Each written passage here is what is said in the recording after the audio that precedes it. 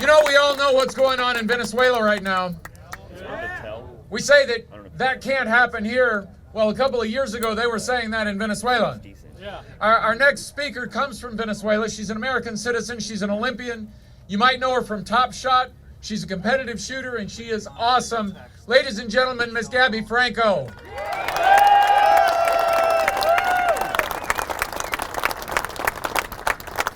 Thank you, everybody. The common phrase, you don't know what you have until you lose it, was a little bit different for me. I didn't know what I was missing until I found it, the Second Amendment. Yes, you heard well. I felt like I found a treasure. I was thrilled to emigrate to a country that provided awesome opportunities for my success. But the idea to own and bear arms to protect myself, to continue practicing my sport, to even fight against a tyrannical government or dictatorship for that matter, that was the icing on the cake. You see, I was born in Venezuela, a country where the right to own and bear arms does not exist. Hence, the government, when they saw it fit, they started imposing gun control laws. And that was to control gun violence. And that sounds similar because that's their favorite excuse. And let me tell you something. Well, crime continues to rise to levels never seen in Venezuela. Venezuelans are still waiting for criminals to follow the gun control laws.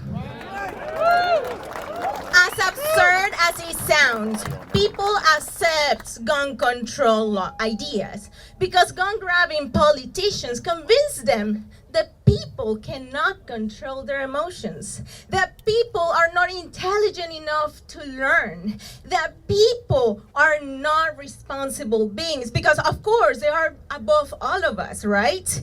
But last but not least, they convince people that the government will protect them.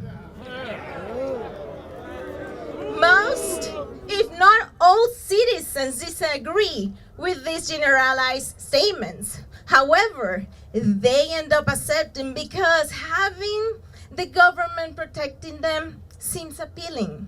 That is how citizens, through gun control, unmindfully submit to the government's force. Fellow citizens, please hear me well. I am talking to you as an American, as a parent, as a daughter, family member, friend, spouse, neighbor, and student. A well-regulated militia being necessary to the security of a free state, the right to own and bear arms shall not be infringed. Gun-grabbing politicians more than ever are revealing their true intentions. And it seems like their oath to support the Constitution is now part of it.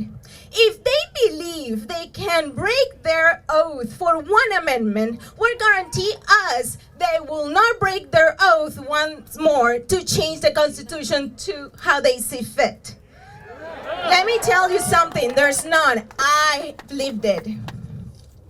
We the people are here to remind gun-grabbing politicians and their advocates that the right to own and bear arms shall not be infringed. That's right. That's why we are here today, because none of them will be there to protect us when a criminal decides to break into our home, to attack us in the middle of the night, or when a rapist decides he wants to satisfy his needs no matter who he hurts. Remember this, true freedom becomes a luxury when citizens are disarmed. I believe most people in the U.S. are proud Americans who enjoy the great opportunities and freedoms we all have. However, I also believe that many have forgotten how important it is to keep defending those liberties, even when it seems they are protected. Yes, sir. We, the people, are here to remind gun-grabbing politicians that the Constitution must be respected and they must carry out their oath of office to protect and defend the Constitution. And no, our freedoms and our rights are not negotiable.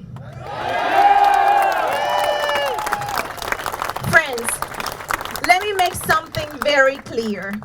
I'm not here to warning you about what control can do to our country.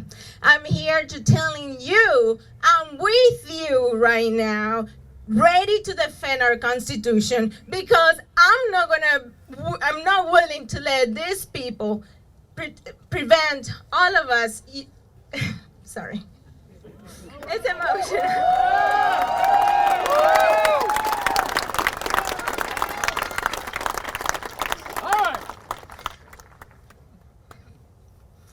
I'm not willing to let them get away with preventing us law-abiding citizens of the United States from exercising our God-given